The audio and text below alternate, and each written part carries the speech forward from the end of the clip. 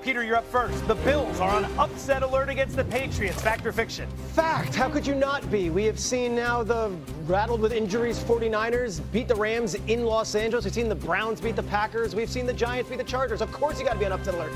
Every week you have to be on upset alert. It's the NFL. Harry, do you agree? I do agree. When you look at the quarterback and how he's playing right now, Drake May, he's playing unbelievable football, but their offensive coordinator, Josh McDaniels, is putting these guys in positions to have success. You see him all over the place. He has mirroring plays to make a run look like a pass and have other things coming off of that or whatnot. So special teams, they're scoring touchdowns with Marcus Jones on a 90-yard punt return last week. I like this New England Patriots team. Fact or fiction number 2, Bart Scott. Baltimore will lose if Lamar is out against the Texans. Fact or fiction? Triple cap. Listen, man, this is the Baltimore Ravens. They know how to play. When it's tough on everybody else, it's just right for them. John Harbaugh is way too talented. This team is too talented for them not to figure out another way to win, even with Cooper Rush at the quarterback position. Take a look at the hill the Ravens could be looking to climb. Since the 1970 merger, only 4% of teams who start out 1-4 or worse end up making the playoffs. But if Schefter is saying he could miss the following week against the Rams, then starting out 1-5 could be the nail in the coffin. Only 1.5% of teams to start 1-5 or worse end up making the playoffs. Just 4 have done it since the merger. Harry, Ravens, are they toast without Lamar Jackson against the Texans? I believe they are. And Bart, you said this is the Baltimore Ravens. No, this is not. The Baltimore Ravens that we've seen within the first 4 games of the season, this is not the Baltimore Ravens that we are accustomed to seeing. We understand that culture meant something.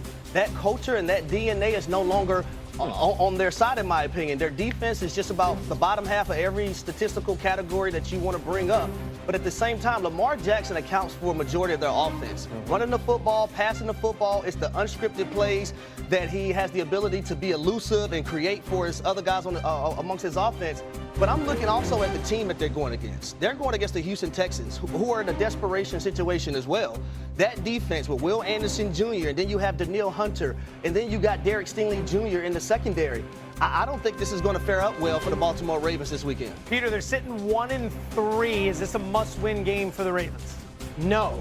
And I know we're in such a knee-jerk, society now where every game is the end of the world. They could lose this game and the Rams game, and I don't think they're in that much of a trouble. Look at the final 8 games on their roster. Browns, Jets, Bengals, Steelers, always going to be a tough match. Bengals again, Patriots, Packers, Steelers. I don't see this as a murderer's row to end the season. If Lamar can get back there, I don't care if they have 1, 2, 3 wins, it's still going to be the Ravens in the end in January that we're talking about, giving everyone heck in the AFC North. I look at that division. The Browns aren't going to be winning that division. The Bengals aren't going to be winning that division as is right now. It's going to be them and the Steelers, and I don't know, are the Steelers running away with this thing? I'm not so sure about that. Brand and culture always matters, right? And the Ravens just need to remember who they are. You said something very important. You said that Lamar accounts for, 70% of their offense. That's the problem right now. Because when you look at it, they have one of the best running backs in the game. He only has 8 carries this season, right? He had 8 carries in the last game. He only has 49 carries this season, right? You talk about Lamar Jackson has 21. Listen, this is a team with a great pair of running backs. This is a team with a great pair of tight ends, maybe the best in the league paired together. 2 of the best receivers. Lean on them. And maybe it may take Cooper Rush being a quarterback to show them that they can win in different ways. You know how to protect that bad defense is by running the football and limiting the possessions. And the Ravens have all the personnel and everything they need to win ugly traditionally. See, Lamar is so exceptional in what he does. You lean on that and you ask him to do everything when he don't have to. So I just feel like Todd Monken has to be better because, to Bart's point, you look at Derrick Henry, he has not had one game this season where he's had over 18 carries.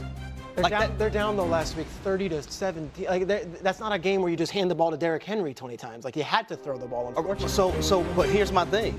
Is the defense getting better? Because if you're consistently down, how are you going to be able to hand to Derrick Henry if you're down? So that's how you protect the defense, by running the football. They got 2 of the biggest mismatches in tight end position.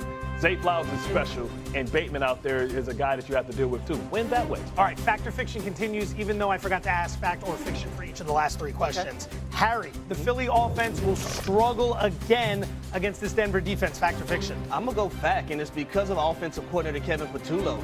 I said it this offseason, coming into the season, he was the guy that I was highlighting, and he has to do a better job of making things easier for his players. That's the elite ones included. It's okay. When you're watching a Sean McVay, a Kyle Shanahan, a Matt LaFleur, these guys are making everything look easier for their star players. It's okay to line up and give A.J. Brown more on this route tree than what you're giving him. I don't like what I'm seeing right now from this offense. And then you look at a guy, Devontae Smith, I don't think he's involved enough as he should be involved. Eagles offense, Broncos defense. Who do you trust more? Still the Eagles offense. Still the Eagles offense because they're the defending champs who have the best offensive line in football, and they can dictate when they want to.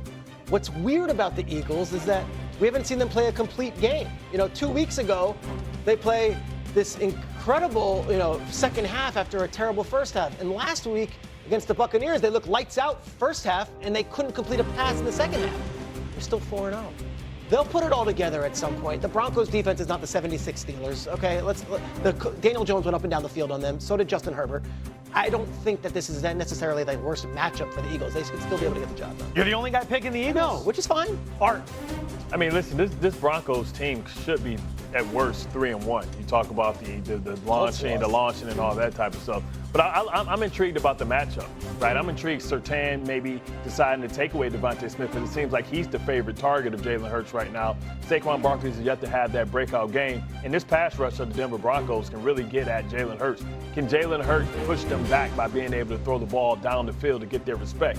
Or can this defense dictate? Listen, they don't have to be the 85 Bears, but you can still dominate now when you have a guy that is basically the new version of Revis Island. You can add more assets to the front line to stop Saquon. So the thing in that conversation, he deserves it. So the thing that alarms me about the Eagles' offense this year versus last year, they're allowing so much leakage amongst their offensive line when it comes to run plays. That is something that we didn't see at a great bit last season, and right now they're struggling to run the football. So what are you going to lean on? Are you going to lean on Jalen Hurts in his arm? Kevin Patullo, you got to make some changes, in my opinion. Eagles 3-0 in one-score games. This opened with the Eagles as a 5.5-point favorite. It's been nothing but Bronco money, moving it down to 3.5. That is not public money. Keep that in mind. Do you agree with the idea to go for it there? Of course I agree with the decision. I think, he has the understanding of his team. This is a team that's played at a high level. I agree with the decision. I don't agree with the play call, taking it out of the best player on the field hands, giving him options. Whenever you're going to have a 4th and short or anything, most defensive coordinators are going to sell out and either come with a cover zero and eat up all the gas. That's exactly what Robert Saleh did. If you put it in Matthew Stafford's hands, then you give him options. So I agree with the decision. This is something that you can turn into a positive if you're a head coach. Hey, I did this because I believe in you, and I think a lot of the players will take ownership of the fact that they didn't execute at a high enough level to get it done. So this is something that's maybe negative. They feel bad because they didn't win, but you don't want guys playing extra plays, especially early in the season when you know that health is a big key. Peter, do you think the Rams should have kicked here? No, but I with Bart on this, that you put the ball in Stafford's hands, and McVay knows it. He said he was sick, and then he also, in respect to Cam Schlittler, he said that he felt like Schlitt afterwards. He did say that. Careful now. Yeah, I did it right. The truth of the matter is, this game meant a lot for so many reasons, but the Shanahan-McVay thing is real. Kyle Shanahan has now beaten Sean McVay 6 times in a row when he's the underdog.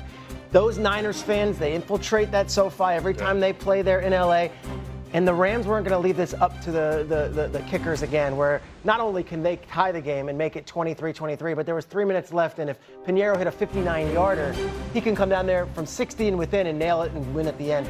I don't mind the call. I don't love the play call, but I also think this game meant more.